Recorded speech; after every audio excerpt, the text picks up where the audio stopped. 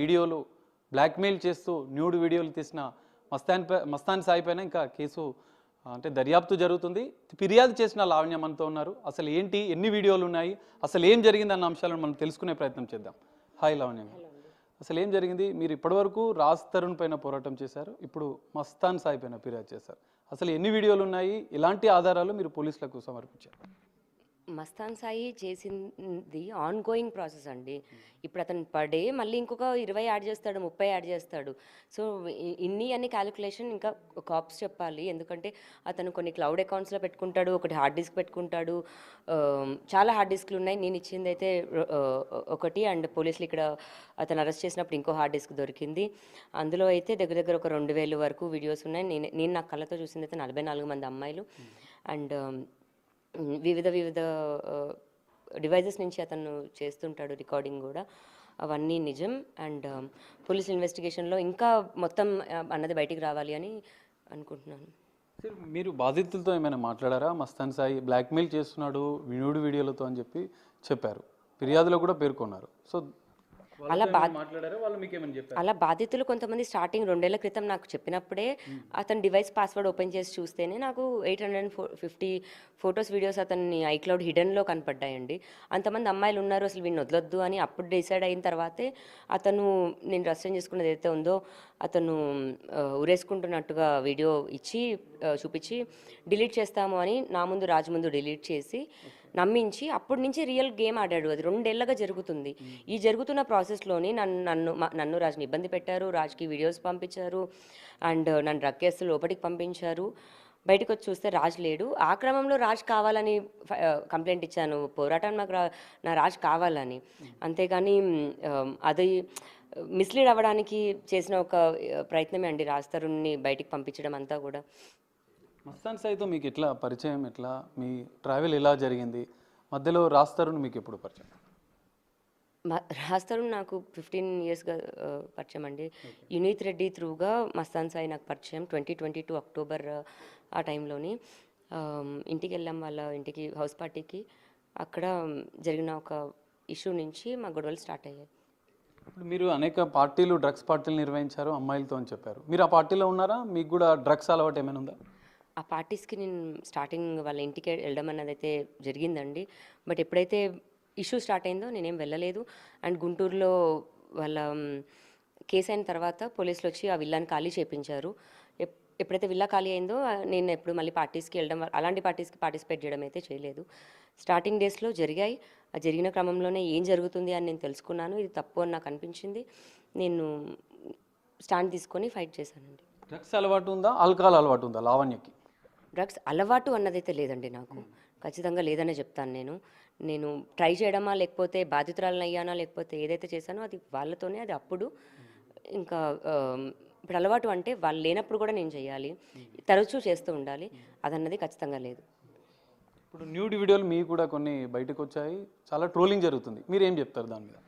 ఏవైతే ఉన్నాయని బెదిరించాడో అవే పబ్లిక్గా రిలీజ్ చేస్తున్నాడు. అది ఒక్క హార్డ్ డిస్క్ అయితే మరి హార్డ్ డిస్క్ ఇప్పుడు బయట లోపల ఉన్నప్పుడు మరి రిలీజ్ ఎలా అవుతాయి అన్న కోణంలో మనం ఆలోచిస్తే వాటి డివైజెస్ మల్టిపుల్ పీపుల్ దగ్గర ఉంటాయి. సామ్సంగ్కి సామ్సంగ్ క్లౌడ్ అకౌంట్ అని, యాపిల్కి యాపిల్ అకౌంట్ అని, అలా అన్ని క్లౌడ్స్లో దాపెట్టుకుంటాడు అతను. వాళ్ళ సిస్టర్కి, వాళ్ళ బ్రదర్ ఇన్లాకి, వాళ్ళ పేరెంట్స్కి, వాళ్ళ ఫ్రెండ్స్కి అందరికీ యాక్సెస్ ఉంటుంది. వాళ్ళందరూ యాక్సెస్ చేస్తూ రిలీజ్ చేస్తున్నారు. మిగతా అమ్మాయిలు కూడా రిలీజ్ చేస్తూ లావణ్య చేస్తుంది అన్న డౌట్ తీసుకొచ్చి కేవలం మిస్లీడ్ చేస్తూ లావణ్యది ఇదంతా డైవర్ట్ అవుతుంది. దయచేసి అతను మెయిన్ రెడ్ ప్లే యాప్లో అప్లోడ్ చేస్తున్నారు. దానిపైన బయటికి వస్తే అతని మోటివ్ అన్నది బయటికి వస్తుంది. అది అవ్వకూడదని నా మీదకి తిప్పుతున్నారు. అది కాకుండా మెయిన్ మోటివ్ బయటికి రావాలండి. మిమ్మల్ని కూడా బెదిరించాడా? న్యూడ్ వీడియోస్ ఉన్నాయని చెప్పారు, మీరు కూడా మాట్లాడిన వీడియోస్ ఉన్నాయి. ఎలా బెదిరించాడు? మిమ్మల్ని ఏమని బ్లాక్మెయిల్ చేశాడు? బయటికి వదులుతాననే ఇచ్చాడండి. అందులో రాజ్ తరుణ్ పేరు చెప్పుకొని ఎక్కువ బెదిరించేవాడు నన్ను. హీరో కాబట్టి అతను బయటికి చెప్పుకోలేని పరిస్థితి కాబట్టి ఇంకా మానసికంగా వేధించాడు అతను. ఆ వేధించేటప్పుడు అతని అగ్రెషన్ కూడా చూపించేవాడు. ఏమీ చేయలేని నిస్సాయిత పరిస్థితి ఉండేది. సో నా దగ్గర సాక్ష్యాలు లేవు. నేను మంచిగానే మాట్లాడి నాకు కావాల్సినవి కూడా నేను తెచ్చుకున్నాను. అతనిలాగా నేను క్రూయల్గా అయితే ఫిజికల్గా అటాక్ చేయలేను. అతను నా పైన చంపాలని చూశాడు. నేను క్రూయల్ మనిషిని కాదు. అండ్ నేను కూడా మంచిగా మాట్లాడే నా ఎవిడెన్సెస్ కోసం ఉండే వరకు ఎంత కొట్లాడుతూ ఉన్నా సరే మళ్ళీ మాట్లాడడానికి నేను మాట్లాడాను. అది కూడా నా తప్పే, బట్ నేను ఎవిడెన్స్ల కోసం మాట్లాడాను. ఇక మీదట అతను ఏమున్నా సరే ప్రాణం పోయినా నేను మాట్లాడను. ఇట్లా ఆధారాలు ఈ వీడియోలో హార్డ్ డిస్క్కి సంబంధించిన ఆధారాలు మీరు ఎట్లా సేకరించారు లావణ్య, ఎట్లా ధైర్యం చేశారు? ఎప్పుడు అవకాశం దొరుకుతుందని ప్రతి సెకండ్ నాకు అవకాశం కోసమే వెయిట్ చేస్తూనే మాట్లాడానండి. ఇప్పుడు అతను నా ఐప్యాడ్ తీసుకున్నాడు అండ్ నా ఐప్యాడ్ ఇస్తాను అని చెప్పాడు. గుంటూరు వస్తే ఐప్యాడ్ కోసం వెళ్ళిన నాకు అక్కడ హార్డ్ డిస్క్ యాక్సెస్లో ఉండింది. నేను తీసుకొని వచ్చేసాను. వచ్చిన తర్వాత ఓపెన్ చేసి చూస్తే నాకు డిలీట్ చేసుకుందామని అనుకున్నాను. నిజంగా నేను నాతో పాటు మల్టిపుల్గా ఉన్నాయి. అండ్ ఈ 2 ఏళ్ళు నన్ను ఎంత ప్లే చేశారో అవన్నీ కూడా సాక్ష్యాలు అంతే ఉన్నాయి. నా ఇంట్లో డ్రగ్స్ ఎలా పెట్టారు, డ్రగ్స్ ఎలా నన్ను ఇరికిచ్చి లోపలికి పంపించారు, వాటివి కూడా ఉన్నాయి. అవన్నీ క్లీన్గా నాకు నెల టైం అయితే పట్టింది ఏంటి అని మొత్తం అన్నీ క్లియర్ చూసుకొని కంప్లైంట్ ఇచ్చాను. మీ పైన అటాక్ చేసే ప్రయత్నం చేశాడు. మీకు ఇప్పుడు మస్తాన్ సాయి నుంచి ప్రాణహాని ఉందని కూడా చెప్తున్నారు. దాని మీద ఏం చెప్తారు? నేను ఎప్పుడైతే కంప్లైంట్ ఇంకా ఇవ్వబోతున్నాను అని అయితే ఎప్పుడైతే తెలిసిందో అప్పుడు నన్ను చంపడానికే మా ఇంటికి వచ్చాడండి. దాని ముందు రోజు కూడా శేఖర్ భాషతో మాట్లాడుతూ డ్రగ్స్ పెట్టాలి అని తెప్పించారు. ఎందుకంటే అతను నాతో అన్నాడు, నా గొంతు పిసుకుతూ, నిన్ను చంపి మర్డర్ కేసులో అయినా వెళ్తాను కానీ అదే రోజు అండి, అదే రోజు నా గొంతు పిసుకుతూ నేను చంపి మర్డర్ కేసులో అయినా వెళ్తాను కానీ నువ్వు పెట్టాలనుకున్న కేసులో మాత్రం నేను జైలుకి వెళ్ళను, ఇలాంటి నింద మాత్రం నేను బయటికి రానిచ్చుకోను అని చంపాలనే వచ్చాడు. ఆ రోజు మరి దేవుడి దయ వల్ల నేను ఆ కేసులో నుంచి బతుకున్నాను అండ్ ఆ డ్రగ్ కేసు కూడా అవ్వకుండా నేను ఈ రోజున ఉన్నాను. దానికి నేను అడ్వకేట్ గారికి అండ్ విజయ్ గారికి థ్యాంక్స్ చెప్పుకుంటున్నాను. కేసు ఇంకా ఏదున్నా సరే ఇంకా మేము లీగల్గానే ముందుకెళ్తాం.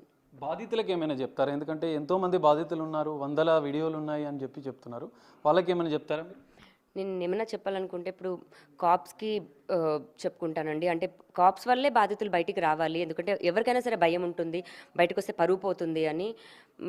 బయటకు వచ్చి నన్ను నేను ఎంత కోల్పోయి ఈ రోజున ఒక ఇంకా ఆ వర్డ్స్ కూడా ఇప్పుడు నేను అని మళ్ళీ లావణ్య ఎలా మాట్లాడుతుంది అన్నదానికి కూడా నేను రాదలుచుకోలేదు. నా జీవితం అయితే నాశనం అయింది. ఈ రోజున వాళ్ళకి సంతోషంగా ఉండొచ్చేమో, ఉండనివ్వండి. బట్ ఇంకొక అమ్మాయికి అయితే రాకుండా ఇలాంటి ఫేస్ చేయకుండా ఉంటుందని నేను కోరుకుంటున్నాను. ఇంకా దయచేసి నన్ను వదిలేయండి. నేను ఇంకేమన్నా థ్యాంక్స్ చెప్పుకోవాలి అనుకుంటే మీడియా అండ్ పోలీసులకి థ్యాంక్స్ చెప్పుకుంటున్నాను. అండ్ మా మమ్మీ డాడీ, మమ్మీ డాడీకి అండ్ రాజ్ ముఖ్యంగా సారీ చెప్పుకుంటున్నాను. నన్ను దయచేసి వదిలేయండి. ఇంకా నేను మంచిగా బతుకుదాం అనుకుంటున్నాను, నన్ను బతకనివ్వండి. కానీ లావణ్య, మీరు ఇంత చేసిన తర్వాత రాజ్ తరుణ్ లైఫ్ అనేది స్పాయిల్ అయిపోయింది మీరు చేసిన ఇష్యూ వల్ల. కానీ ఇప్పుడు మీరు సారీ చెప్తున్నారు, మరి ఏం చెప్తారు దాని మీద? నేను రాస్తాను లైఫ్ స్పాయిల్ చేయాలని వెళ్ళలేదండి. నేను ఒక యూట్యూబ్గా మీరు చేసిన ఇష్యూ వల్ల, మీ కేసుల వల్ల ఆయన కెరీర్కి చాలా ఎఫెక్ట్ అయింది. మీరు కూడా ఆయనతోని 15 ఏళ్ళు ప్రయాణం చేశారు. ఒక యూట్యూబ్ ఛానల్ రిపోర్టర్ నన్ను పోలీస్ స్టేషన్కి తీసుకెళ్ళి అక్కడ ఆఫీసర్తో మాట్లాడిచ్చిందే ఆవిడ. నాకు పర్సనల్గా ఎవరేం పరిచయం లేదండి. ఆ కేసు అప్పుడు మాట్లాడిచ్చింది, పైనకి తీసుకెళ్ళి మాట్లాడిచ్చిన ఆవిడే కంప్లైంట్. మేము అప్పుడు ఓన్లీ పిటిషన్ మాత్రమే రాసాము. ఆల్రెడీ వీడియో తీసేసి అప్లోడ్ చేపించేసింది. రాస్తారు జీవితం స్పాయిల్ చేసింది నేను కాదండి, ఆ రిపోర్టర్ ముందు నుంచి కూడా వీళ్ళతో టచ్లో ఉన్న రిపోర్టర్ అని ఇప్పుడిప్పుడు మాకు తెలుస్తుంది. వాళ్ళు ప్లాన్ ప్రకారమే చేయించాడు. మస్తాన్ సాయి దగ్గరుండి కంప్లైంట్ పెట్టించాడు అండ్ రాస్తారు నన్ను జైలుకి పంపించాడు అని ఒక్క కారణంతో నేను కంప్లైంట్ పెట్టాను. చిన్నోడా నాకు క్షమించు, అండ్ నిజంగా దేవుడు అనేవాడు ఉండి నా తప్పు నేను తెలుసుకున్నదని అని నన్ను క్షమిస్తే మా అందరి జీవితాలు బాగుపడతాయని అనుకుంటున్నాను. ఇంకా అంతే. ఫైనల్గా ఏం చెప్పాలనుకుంటున్నారు? మరి రాజ్ తరుణ్కి ఇంత ఇష్యూ చేశారు, ఇప్పుడు మస్తాన్ సాయితో మీ పోరాటం జరుగుతుంది, మొత్తంగా ఏం చెప్తారు? మస్తాన్ సాయి వీడియో డే 1 నుంచి రాజ్ తరుణ్కి తెలుసు అండి. నేను ఇది చేయబోతున్నానని కూడా తెలుసు. ఈ చేయబోతున్న క్రమంలో అమ్మో నా కెరీర్ ఎక్కడ పోతుందో అన్న దగ్గరే రాజ్ దూరంగా ఉన్నాడు.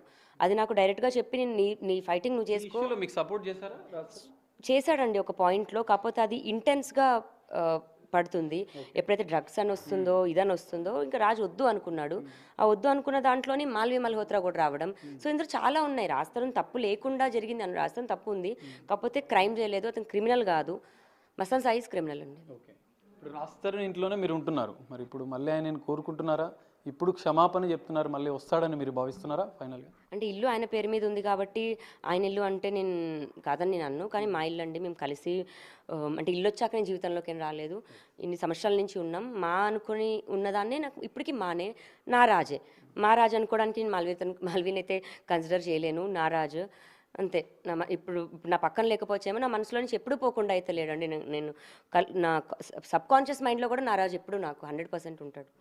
ఫైనల్‌గా మస్తాన్ సాయి కేసు ఇంకా దర్యాప్తు జరుగుతుంది. రిమాండ్ అయిపోయారు. మళ్ళీ పోలీసులు కూడా కస్టడీకి తీసుకొని విచారిస్తున్నారు.